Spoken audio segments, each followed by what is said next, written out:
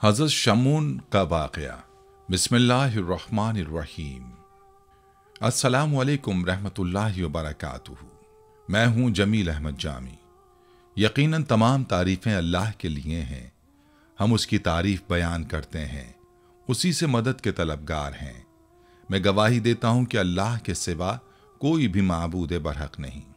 नाज़रीन किराम, हज़रत शमून अलैहिस्सलाम का वाक़या एक बेमिसाल बहादुरी, अजीम कुर्बानी और ताकत के दुरुस्त इस्तेमाल की कहानी है, जो हमें ये सबक देती है कि अल्लाह की अता करदा सलाहियतों को मजलूमों की मदद और जालिमों के खिलाफ खड़े होने में इस्तेमाल करना चाहिए। ये कहानी बनी इसराइल की तारीख के उन लम्हात की अक्कासी करती है जब एक नेक बंदे ने अपनी गैर मामूली ताकत से न सिर्फ जुल्म के खात्मे की कोशिश की, बल्कि अपने किरदार से इबादत, ईसार और इंसानियत की खिदमत का दर्स भी दिया। इस वाक़े के आईने में हमें ये सोचने की ज़रूरत है कि क्या हम अपनी सलाहियतों का सही इस्तेमाल कर रहे हैं और अपने आसपास के मजलूम और ज़रूरतमंद अफराद की मदद करने में अपना किरदार अदा कर रहे हैं। यकीनन नाज़रीन किराम, आज की वीडियो एक निहायत अहम और इबरतनाक वाक़े पर मबनी है।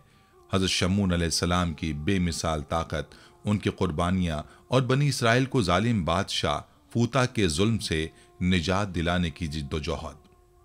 इस वीडियो में हम कुरान, साबिक़ा आसमानी किताबों और तारीख़ी रिवायात की रोशनी में हज़रत शमून अलैहिस्सलाम की बहादुरी, इबादत और उनके मौज़ाती वाक़यात पर तफसील से रोशनी डालेंगे।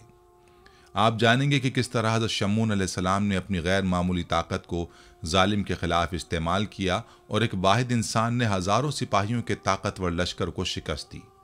इसके अलावा हम इस बात पर भी बात करेंगे कि किस तरह हज़रत शमून अलैहिस्सलाम की बीवी को दुश्मनों ने फ़रेब देकर उनके खिलाफ साजिश में शामिल कर लिया, और इस वाक़े से हमें क्या सबक मिलता है कि मुआफ़ करने की फजीलत और अल्लाह की राह में साबित कदम रहने की अहमियत क्या है। ये वीडियो न सिर्फ आपके ईमान को तक़वियत बख्शेगी, बल्कि आपको ये सिखाएगी कि अपनी ताकत और सलाहियतों को खल्क़ खुदा की खिदमत और जुल्म के खात्मे के लिए इस्तेमाल करें। वीडियो को आखिर तक देखें, अपनी कीमती राय का इजहार करें और हमारे चैनल को सब्सक्राइब करें ताकि आप मज़ीद दिलचस्प और मालूमाती वीडियो से मुस्तफ़ीद हो सकें। नाज़रीन, एक ऐसे दिलेर इंसान की दास्तान पेश खिदमत है जिन्हें अल्लाह ताला ने बेमिसाल ताकत और क़ुव्वत से नवाजा था। ये वो बहादुर शख्सियत हैं जो तन्हे तन्हा हज़ारों सिपाहियों के सामने डट गए और उन्हें शिकस्त दी। एक बेखौफ और निडर इंसान जिन्होंने रूम के जालिम बादशाह के खिलाफ अलम बगावत बुलंद किया। ये दिलेर इंसान कौन थे और उनकी बीवी ने उन्हें धोखा क्यों दिया? उनका अंजाम क्या हुआ? उनकी तमाम ताकत उनके जिस्म के किस हिस्से में थी? क्या वो नबी थे या वली थे? इन सवालात के जवाब में रिवायात क्या कहती हैं? हम कुरान मजीद और साबिक़ा आसमानी किताबों की रोशनी में इन तमाम पहलुओं पर गुफ्तगू करेंगे। साथ ही हम ये भी जानेंगे कि उनकी ज़िंदगी से हमें क्या सबक हासिल करना चाहिए। इन तमाम बातों को तफसील से जानने के लिए गुजारिश है कि वीडियो को आखिर तक देखें और कोई भी हिस्सा स्किप ना करें। कदीम ज़माने की बात है, फ़लस्तीन के इलाके में एक शहर आबाद था जिसका नाम अमोजिया था। ये शहर उस वक्त यूनान की वसी सल्तनत का हिस्सा था। अमोजिया के लोग पत्थरों से बनी अजीमुशान इमारतों में रहते थे। यूनानी मज़ाहिब और अकायद इन पर गहरे असरात छोड़ चुके थे। ये लोग सितारों, पत्थरों और यूनानी देवताओं के मुजस्समे बनाकर उनकी इबादत करते थे। उनके मजहबी रहनुमा मुख्तलिफ देवताओं के नाम रखते, जैसे बारिश, तूफान, चांद, सूरज, रिज़्क़ और ताकत के देवता। लोगों को मुतासिर करने के लिए ये रहनुमा देवी देवताओं के बारे में अजीब व गरीब कहानियां बयान करते थे, जिन्हें सुनकर लोग उनके अकीदतमंद बन जाते थे। शहर अमोजिया के बादशाह का नाम फोता था, जो निहायत जालिम व जाबिर हुक्मरान था। वो किसी भी शख्स को अपनी मुखालफत पर सख्त सज़ा देता और मामूली बातों पर लोगों को कैद कर लेता। फोता ने बहर रूम के किनारे एक अजीमुशान महल तामीर करवाया था, जो उसकी शान और शौकत का मजहर था। बनी इसराइल खुदावंद से दुआ करते और उसके जुल्म से निजात के लिए गिड़गिड़ाया करते थे। आखिरकार एक दिन यहूदियों के तमाम बुजुर्ग एक जगह जमा हुए और मशवरा किया कि फोता के खिलाफ एक ऐसे शख्स को खड़ा किया जाए जो उसकी ताकत और गुरूर को खाक में मिला दे। कुछ लोगों ने काफिले से ये सुना था कि करीब के इलाके में एक बहुत ही ताकतवर शख्स रहता है जो इबादत गुजार है और अक्सर रोजे रखता है। वो निहायत मजबूत और गैर मामूली ताकत का मालिक है। جس نے ایک بار اپنے ہاتھوں سے بغیر کسی خنجر یا تلوار کے ایک خونخوار شیر کو بھی مار ڈالا تھا۔ چنانچہ بنی اسرائیل کے لوگوں نے یہ فیصلہ کیا کہ ہم سب اسی شخص کے پاس جا کر فوطہ کی شکایت کریں گے اور اس سے مدد کی گزارش کریں گے۔ دراصل یہ شخص اللہ کے پیغمبر حضرت شمعون علیہ السلام تھے۔ کچھ علماء کرام انہیں نیک ولی قرار دیتے ہیں، جبکہ توریت اور انجیل میں حضرت شمعون علیہ السلام کو نبی کہا گیا ہے۔ اللہ نے انہیں غیر معمولی طاقت سے نوازا تھا اور یہی بے مثال طاقت ان کا معجزہ تھی۔ مورخین کے مطابق حضرت شمعون علیہ السلام خود یہودی تھے اور ان کا تعلق بنی اسرائیل کے قبیلے بنو دان سے تھا۔ آپ کے والد کا نام مانوا تھا۔ بہرحال جب یہودی حضرت شمعون علیہ السلام کے پاس پہنچے اور فوطہ کے ظلم کے متعلق بتایا تو آپ علیہ السلام نے اس ظلم کے خلاف لڑنے کا فیصلہ کر لیا اور مظلوموں کے لیے مسیحا بن گئے۔ سب سے پہلے حضرت شمعون علیہ السلام فوطہ کے دربار میں گئے اور اسے اس کے پیروکاروں کو دین کی دعوت دی۔ آپ علیہ السلام نے بادشاہ فوطہ اور اہل اموزیہ کو ظلم و جبر اور شرک و بت پرستی سے باز آنے اور توبہ کرنے کی دعوت دی۔ آپ نے انہیں عذاب الہی سے بھی خبردار کیا، لیکن بادشاہ فوطہ اور اس کے پیروکاروں نے آپ علیہ السلام کی دعوت کو رد کر دیا۔ فوطہ آپ کا سخت دشمن بن گیا اور آپ کو ختم کرنے کی سازش کرنے لگا۔ حضرت شمعون علیہ السلام نے ظلم کے خلاف کھڑے ہونے کا فیصلہ کیا اور تنہا بادشاہ فوطہ کی فوج کا مقابلہ کیا۔ آپ نے بے خوفی کے ساتھ سینکڑوں بلکہ ہزاروں فوجیوں کو شکست دی۔ جب بادشاہ فوطہ کو اس بات کی خبر ہوئی تو وہ حیرت اور خوف میں مبتلا ہو گیا کہ کوئی انسان اتنا طاقتور کیسے ہو سکتا ہے جو ایک مضبوط فوج کو اکیلا شکست دے دے۔ فوطہ نے اپنی فوج کو حکم دیا کہ حضرت شمعون کو لوہے کے جال میں پھانس لیں۔ دوسری جنگ میں فوجیوں نے آپ علیہ السلام کو لوہے کی زنجیروں میں جکڑ لیا، لیکن حضرت شمعون علیہ السلام کی غیر معمولی طاقت نے ان زنجیروں کو توڑ دیا۔ آپ نے بادشاہ فوطہ اور اس کے سپاہیوں کو خبردار کیا کہ اگر انہوں نے عام لوگوں پر ظلم و ستم بند نہ کیا تو وہ مسلسل نقصان اٹھاتے رہیں گے اور بالآخر تباہ و برباد ہو جائیں گے۔ حضرت شمعون علیہ السلام یہودیوں کے لیے مسیحا بن چکے تھے اور ان کی شجاعت اور قربانی کی کہانیاں پورے روم اور یونان میں مشہور ہو گئیں۔ اب جہاں کہیں بھی فوطہ کی فوج ظلم کرنے جاتی، حضرت شمعون علیہ السلام وہاں پہنچ جاتے اور انہیں وہاں سے مار مار کر بھگا دیتے۔ روایت ہے کہ حضرت شمعون علیہ السلام ہر سال تقریباً 4 مہینے مسلسل فوطہ کی فوج کے خلاف جنگ کرتے اور باقی وقت عبادت الہی میں مشغول رہتے۔ کہا جاتا ہے کہ حضرت شمعون علیہ السلام کی بیوی نہایت ہی نیک اور پارسا خاتون تھی جو آپ کی حمایت کرتی تھیں، لیکن کفار نے آپس میں مشورہ کیا کہ اگر شمعون علیہ السلام کی بیوی کو فریب دے کر اپنے ساتھ ملا لیا جائے تو انہیں شہید کیا جا سکتا ہے۔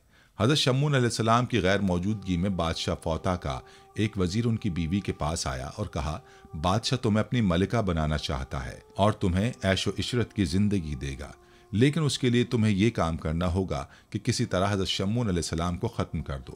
کافروں کے فریب میں آ کر وہ اس پر راضی ہو گئیں اور ان کے دل میں مال و دولت کی لالچ پیدا ہو گئی۔ ایک رات جب حضرت شمعون علیہ السلام سو رہے تھے، ان کی بیوی نے آپ کو زنجیروں میں جکڑ دیا۔ جب حضرت شمعون علیہ السلام جاگے تو آپ نے اپنی طاقت سے زنجیروں کو توڑ دیا۔ جب یہ بات بادشاہ فوطہ تک پہنچی تو وہ حیران رہ گیا۔ شمعون نے لوہے کی زنجیریں بھی توڑ ڈالیں۔ تب بادشاہ نے کہا کہ لوہے کی زنجیر سے زیادہ مضبوط کوئی چیز نہیں ہو سکتی۔ چند دنوں بعد جب حضرت شمعون علیہ السلام جنگ سے واپس آئے تو اپنی بیوی سے بات چیت کر رہے تھے اور ان کی باتوں کا انجام ایک نئی سازش کی صورت میں آیا۔ تب حضرت شمعون علیہ السلام کی بیوی نے آپ کی قوت و طاقت اور لڑائی کی باتیں چھیڑ دیں۔ باتوں باتوں میں اس نے آپ سے پوچھا، اے حضرت، میں نے آپ کو لوہے اور رسی کی زنجیریں باندھ کر آزمایا، لیکن آپ نے دونوں چیزوں کو توڑ ڈالا۔ کیا کوئی ایسی چیز بھی ہے جس سے آپ کو باندھ کر رکھا جا سکتا ہے؟ حضرت شمعون علیہ السلام نے جواب دیا، ہاں، ایک ایسی چیز ہے، میرے سر کے بال۔ اگر ان سے مجھے باندھ دیا جائے تو میں انہیں نہیں توڑ سکوں گا۔ جب رات ہوئی اور حضرت شمعون علیہ السلام سو گئے تو ان کی بیوی نے ان کے بال کاٹ کر اور آپ کے ہاتھ پاؤں کو مضبوطی سے باندھ دیا۔ جب حضرت شمعون علیہ السلام نیند سے بیدار ہوئے تو اپنی بیوی سے دریافت کیا، یہ کس نے کیا ہے؟ بیوی نے کہا، یہ میں نے کیا ہے۔ حضرت شمعون علیہ السلام نے فرمایا، اگر میں ذرا بھی زور لگاؤں تو میرے جسم کی تمام ہڈیاں ٹوٹ جائیں گی، لیکن آپ کی بیوی نے اس راز کو پہلے ہی بادشاہ اموزیہ کے سپاہیوں کو بتا دیا تھا۔ اس رات سپاہیوں نے حضرت شمعون علیہ السلام کے گھر کو چاروں طرف سے گھیر لیا۔ انہوں نے حضرت شمعون علیہ السلام کو گرفتار کر کے ان کی آنکھیں نکال لیں اور زبان کاٹ دی۔ پھر انہیں بادشاہ کے دربار میں لے جایا گیا۔ جب حضرت شمعون علیہ السلام کو دربار میں پیش کیا گیا تو وہاں کے لوگ ہنگامہ کرنے لگے۔ کوئی کہتا یہ میرے باپ کا قاتل ہے تو کوئی کہتا یہ میرے بھائی کا قاتل ہے۔ اس طرح دربار میں شدید شور برپا تھا۔ غرض ہر شخص جو وہاں موجود تھا کسی نہ کسی طرح دعویٰ کرتا اور سب حضرت شمعون علیہ السلام کے دشمن تھے۔ بادشاہ کے حکم پر شمعون علیہ السلام کے ہاتھ پاؤں توڑ دیے گئے اور انہیں دربار کے کنارے ڈال دیا گیا۔ اموزیہ کے لوگ اور بادشاہ پوتا اس کے خیال میں جشن منا رہے تھے کہ انہوں نے حضرت شمعون علیہ السلام سے ہمیشہ کے لیے نجات حاصل کر لی ہے اور اب ان کا کوئی دشمن باقی نہیں رہا۔ لیکن ادھر جبریل علیہ السلام اللہ کے حکم سے شمعون علیہ السلام کے پاس تشریف لائے اور انہیں ہوا میں اٹھا لیا۔ ان کے ہاتھ، پاؤں، آنکھیں اور جسم کے دیگر حصے اللہ کے حکم سے دوبارہ درست ہونے لگے۔ جبریل علیہ السلام نے فرمایا، اے شمعون اٹھ کھڑے ہو، خدا کے حکم سے اللہ نے تمہیں دوبارہ بے پناہ طاقت اور قوت عطا کی ہے۔ بس اس ملعون کے محل کا ستون پکڑو اور تمام قلعہ اور محل کو گرا کر دریا میں ڈال دو۔ تب حضرت شمعون علیہ السلام نے خدا کا نام لے کر اٹھ کھڑے ہوئے اور اس ملعون محل کے ستون کو پکڑ کر اسے جڑ سے اکھاڑ دیا۔ بادشاہ اموزیہ کے محل میں شدید ہلچل مچ گئی اور زلزلے جیسی حالت پیدا ہو گئی۔ اہل اموزیہ ہلاک ہو گئے اور بادشاہ فوتا بھی اپنے انجام کو پہنچا۔ اس کام سے فارغ ہونے کے بعد حضرت شمعون علیہ السلام اپنے گھر کی طرف روانہ ہوئے۔ وہاں انہوں نے اپنی بیوی کو پایا اور ابتدا میں یہ ارادہ کیا کہ اسے قتل کر دیں، لیکن حضرت جبریل علیہ السلام اللہ کے حکم سے حاضر ہوئے اور فرمایا، اے شمعون، اللہ فرماتا ہے کہ اپنی بیوی کو قتل نہ کرو اور نہ ہی اسے کسی طرح کی اذیت یا سزا دو، کیونکہ اس نے نادانی میں یہ سب کچھ کیا ہے۔ عورت فطرتاً ناقص العقل ہوتی ہے اور وہ اموزیہ کے بادشاہ کے فریب اور تخت و بادشاہی کی لالچ میں آ گئی تھی۔ ناظرین، اب اس نے توبہ کر لی اور ندامت کے آنسو بہائے۔ پس تم اپنی بیوی کی غلطی کو معاف کر دو اور اس کے ساتھ محبت و شفقت سے رہو۔ یہاں یہ بات واضح کرنا ضروری ہے کہ حضرت شمعون علیہ السلام کا یہ واقعہ قرآن میں موجود نہیں ہے، بلکہ یہ سابقہ آسمانی کتابوں میں پایا جاتا ہے۔ کچھ باتیں ان کے بارے میں مختلف روایات میں ملتی ہیں۔ کہا جاتا ہے کہ آپ نے 1000 سال عمر پائی اور نبوت کے 20 سال گزارے۔ حضرت شمعون علیہ السلام کو عیسائی سیمسن کے نام سے پکارتے ہیں اور ایک روایت کے مطابق حضرت شمعون علیہ السلام کا ذکر حضرت موسیٰ علیہ السلام کے دور کے حوالے سے بھی ملتا ہے۔ اگر اسلامی روایات کی بات کریں تو ایک حدیث مبارکہ میں حضرت شمعون علیہ السلام کا ذکر آتا ہے، تاہم علماء کرام نے آپ کو بنی اسرائیل کے ایک ولی کے طور پر بیان کیا ہے۔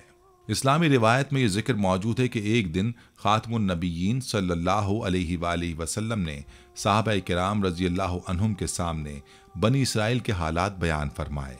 دوران گفتگو آپ صلی اللہ علیہ وآلہ وسلم نے ایک عبادت گزار بندے کا ذکر فرمایا جس کا نام شمعون رحمۃ اللہ علیہ تھا۔ یہ بندہ اپنی عبادت و ریاضت میں ضرب المثل تھے۔ وہ 1000 مہینے تک مسلسل روزے رکھتے، رات بھر اللہ کی عبادت اور نماز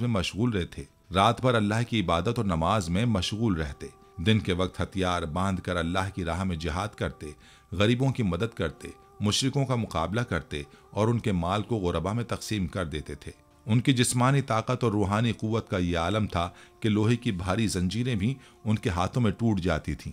صحابہ کرام رضی اللہ عنہم نے حضرت شمعون رحمۃ اللہ علیہ کی قربانیوں اور جہاد فی سبیل اللہ کے واقعات سن کر رسول اللہ صلی اللہ علیہ وآلہ وسلم کی خدمت میں عرض کیا، یا رسول اللہ، ہم تو کسی بھی طرح حضرت شمعون رحمۃ اللہ علیہ کی عبادت اور ریاضت کا ثواب حاصل نہیں کر سکتے، کیونکہ ہماری عمریں اتنی طویل نہیں ہیں۔ صحابہ کرام کی یہ بات سن کر اللہ تعالیٰ نے شب قدر جیسی مبارک رات عطا فرمائی، جس کی عبادت حضرت شمعون علیہ السلام کی 1000 مہینے کی عبادت سے بہتر قرار دی گئی۔ اگر ان دونوں روایات کا جائزہ لیں تو حضرت شمعون علیہ السلام کی عبادت اور بہادری کا تذکرہ دونوں میں موجود ہے، لیکن نبوت کے بارے میں اختلاف ہے۔ سابقہ کتابوں میں انہیں نبی لکھا گیا ہے، جبکہ اسلامی روایات میں ولی قرار دیا گیا ہے۔ چونکہ سابقہ آسمانی کتابیں تحریف شدہ ہیں، اس لیے واحد کتاب جو اپنی اصلی حالت میں موجود ہے وہ قرآن مجید ہے، لہٰذا ہمیں صرف قرآن کی تعلیمات کو مکمل اور حقیقی سچائی ماننا چاہیے۔ ناظرین، اگر ہم حضرت شمعون علیہ السلام کے اس تاریخی واقعے پر غور کریں تو ہمیں اس سے کئی اہم سبق ملتے ہیں۔ سب سے پہلے یہ واقعہ ہمیں یہ سکھاتا ہے کہ اگر اللہ نے کسی شخص کو کسی خاص صلاحیت یا طاقت سے نوازا ہے تو اسے چاہیے کہ اپنی اس خوبی کو دوسروں کی مدد کے لیے استعمال کرے۔ یہی بندگی اور خلق خدا کی بہترین خدمت کا طریقہ ہے۔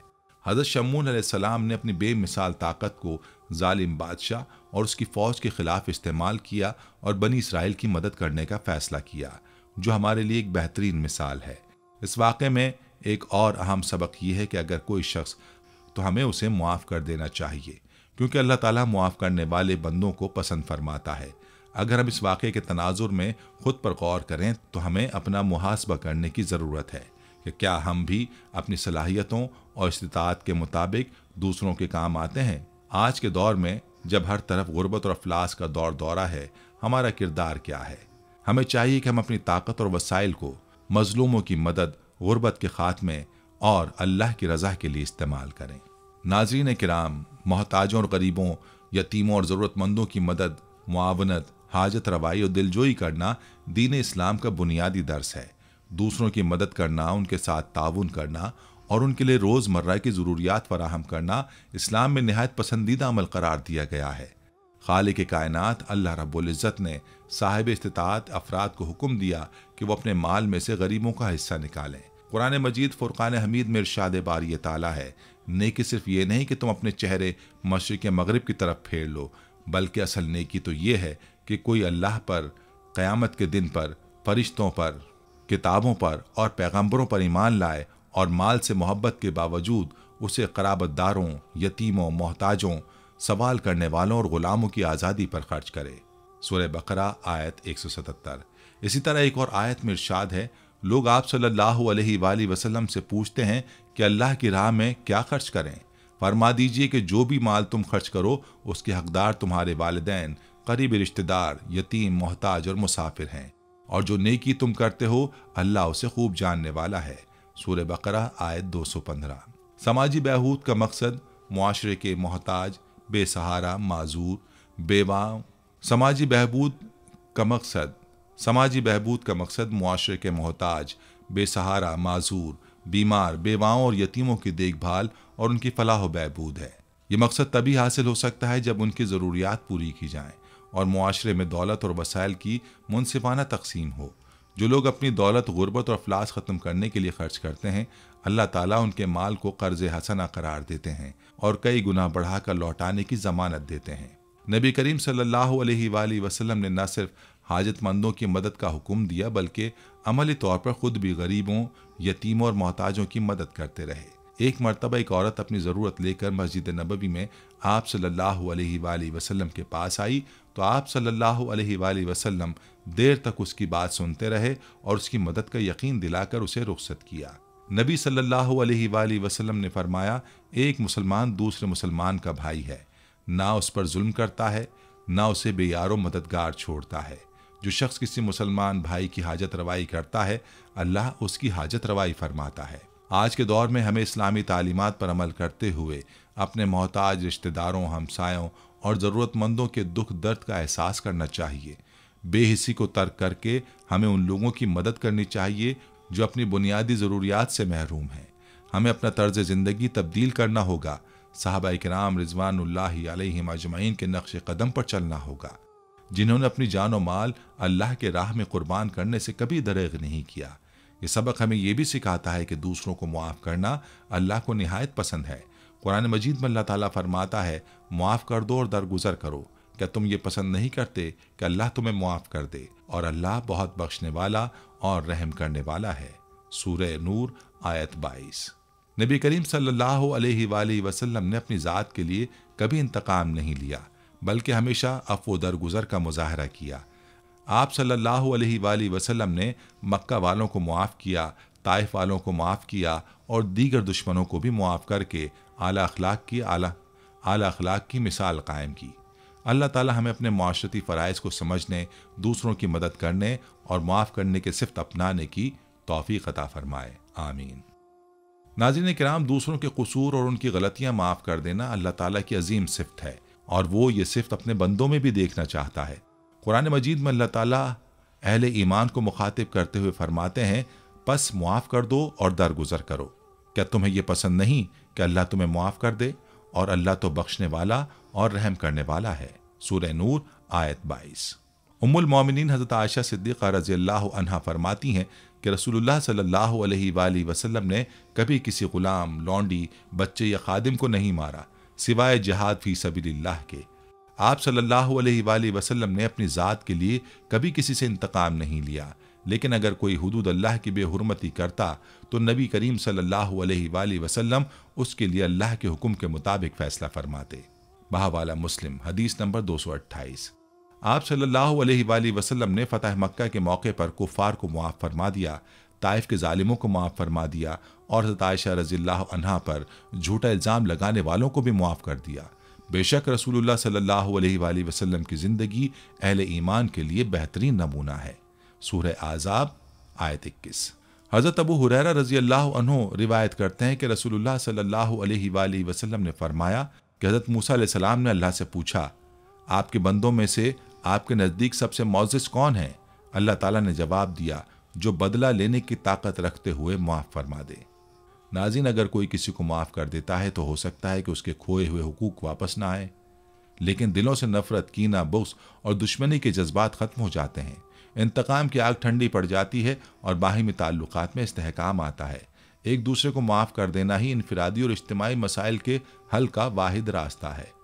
नाज़रीन किराम, हज़रत शमून अलैहिस्सलाम के इस तारीख़ी वाक़े से हमें कई अहम सबक मिलते हैं जो हमारी ज़िंदगी को बेहतर बनाने में मददगार साबित हो सकते हैं। सबसे पहले ये वाक़या हमें ये सबक सिखाता है कि अल्लाह की अता करदा ताकत और सलाहियतों को हमेशा मज़लूमों की मदद और ज़ालिमों के ख़िलाफ़ इस्तेमाल करना चाहिए। हज़रत शमून अलैहिस्सलाम ने अपनी बेमिसाल ताकत को बनी इसराइल के ज़ालिम बादशाह के मज़ालिम से निजात दिलाने के लिए इस्तेमाल की, जो बंदगी और खिदमत खल्क़ का बेहतरीन नमूना है। दूसरा सबक यह है कि हमें मुआफ़ करने का जज्बा अपनाना चाहिए। हज़रत शमून अलैहिस्सलाम ने अपनी बीवी की नादानी और लालच को मुआफ़ करके हमें यह सबक सिखाया कि मुआफ़ करना न सिर्फ अल्लाह को पसंद है बल्कि दिलों की कदूरत और रंजिश को ख़त्म करने का ज़रिया भी है।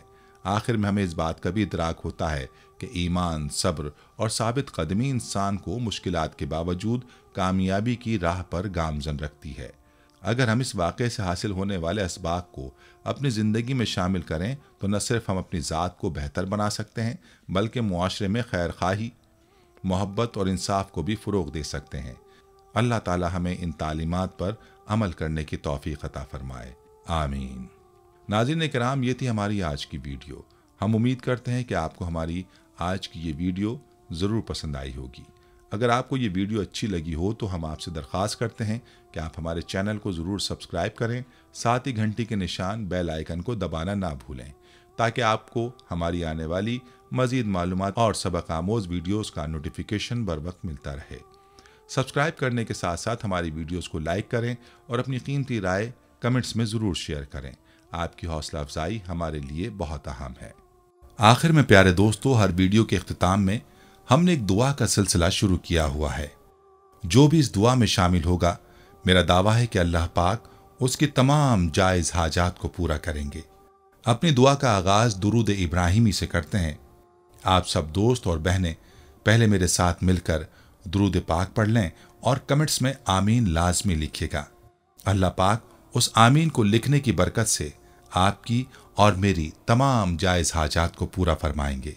दुआ का आगाज करते हैं। बिस्मिल्लाहिर्रहमानिर्रहीम। अल्लाहुम्मा सल्ली अला मुहम्मदिन व अला आलि मुहम्मदिन कमा सल्लैता अला इब्राहीम व अला आलि इब्राहीम इन्नका हमीदुम मजीद। अल्लाहुम्मा बारिक अला मुहम्मदिन व अला आलि मुहम्मदिन कमा बारकता अला इब्राहीम व अला आलि इब्राहीम इन्नका हमीदुम मजीद। तमाम हम्द व सना रब्बे ज़ुल जलाल के लिए हैं, जिसकी रहमत से नाउमीदी नहीं, जिसकी नेमतों से दामन खाली नहीं, जिसकी मग़फ़िरत से मायूसी नहीं और जिसकी रहमतों का फैज़ान कभी नहीं रुकता। ऐ अल्लाह पाक, ऐ अल्लाह तू पाक है, तेरा शुक्र अदा करते हैं इस इकरार के साथ कि तेरे सिवा कोई माबूद नहीं, तू सबसे बड़ा है, तेरा कोई शरीक नहीं और ना ही कोई हमसर है। ज़मीन व आसमान पर जितनी भी मखलूक़ात हैं, तू सबका मालिक है और तू ही सबका पालने वाला है। ऐ अल्लाह पाक, बिलाशुबा तू हमसे मोहब्बत करता है। यही वजह है कि तूने हमें ईमान की दौलत से नवाजा और हमें अपने महबूब सल्लल्लाहु अलैहि वालैहि वसल्लम का उम्मती बनाया। या अल्लाह अपने प्यारे हबीब पाक सल्लल्लाहु अलैहि वालैहि वसल्लम के सदक़े हमारी जिंदगियों को पुरसुकून और आसान बना दे। या इलाही हम सब के गुनाह मुआफ फरमा दे, हम सबको आबिद और सहर खेस बना दे, हम पर राज़े शौक़ आश्कार कर दे, हमें गुलामी मुस्तफ़ा सल्लल्लाहु अलैहि वालैहि वसल्लम से सरफराज फरमा दे, हमारे दिलों की वीरान बस्ती को अपनी रहमत से आबाद कर दे और हमें उस रास्ते पर हमेशा कायम रख जो नबी पाक सल्लल्लाहु अलैहि वालैहि वसल्लम ने बतलाया है। या अल्लाह पाक हम सबको सच्चे दिल से तौबा करने की तौफीक अता फरमा दे। ऐ रब्बे रहीम, हम गुनाहों की दलदल में डूब गए हैं, हम बदकारियों की मस्तियों में गिर पड़े हैं, हम मायूसियों के अंधेरों में भटक रहे हैं, रहमत इलाही से खुद ही रूठ गए हैं। ऐ अल्लाह, हम निदामत के आंसुओं से ना आशना हैं, हम एक सच्ची तौबा के तलबगार हैं। ऐ अल्लाह पाक, अपनी रहमत से हमें वो सच्ची तौबा अता फरमा। ऐ परवरदिगार, हमें हमारे वालिदैन को, हमारे अहल अयाल को, हमारे आबा व अजदाद और हमारी आने वाली नस्लों को अपनी आफियत अता फरमा। हम सबको बेहिसाब रिज़्क़ अता फरमा, हम सबको हासिदों के हसद से बचा। दोनों जहानों के मालिक, जब हम थक जाएं तो हमें आराम पहुंचाना, जब मुश्किलें भर जाएं तो आसानी बन जाना, जब हम कमजोर पड़ जाएं तो हमारी ताकत बन जाना, जब हम दुख और तकलीफ में हों तो हमारा मरहम बन जाना, जब हम मायूस हो जाएं तो हमारा भरोसा और यकीन बन जाना, जब हम भूख से निढाल हो जाएं तो तेरी याद ही हमारी ग़िज़ा बन जाए, जब हर तरफ बेचैनियां भर जाएं तो ऐ पाक परवरदिगार हमारा सुकून बन जाना, जब हमारे अंदर मायूसी का अंधेरा भरने लगे तो उम्मीद की रोशनी बन जाना, जब हर चीज हमारे लिए नामुमकिन हो जाए तो हर चीज को अपने खास फजल करम से मुमकिन बना देना। ऐ अर्ज़ो समा के मालिक, तू गफूर है, तू रहीम है, हम सब की तौबा कबूल करना, हमारे सगीरा कबीरा गुनाहों को धो दे, हमारे दिलों को हिदायत अता फरमा, हमारी जुबान को दुरुस्तगी और नरमी अता फरमा, हम सबको गुनाहों से बचा और नेक अमाल करने की तौफीक अता फरमा। ऐ अल्लाह, जिस तरह तू बारिश बरसाकर सूखी जमीन की प्यास बुझाता है, उसी तरह अपनी रहमत से हमारे दिलों को भी सैराब कर दे। बेशक तू बड़ा मेहरबान और निहायत रहम करने वाला है। ऐ परवरदिगार, हम सबको हर उस नेमत से सरफराज फरमा जिसमें हमारे लिए खैर व बरकत हो, इज्जत व वक़ार हो, राहत व सुकून हो, सेहत और तंदुरुस्ती हो, तरक्की हो, खुशहाली हो और दुनिया और आखिरत की भलाई हो।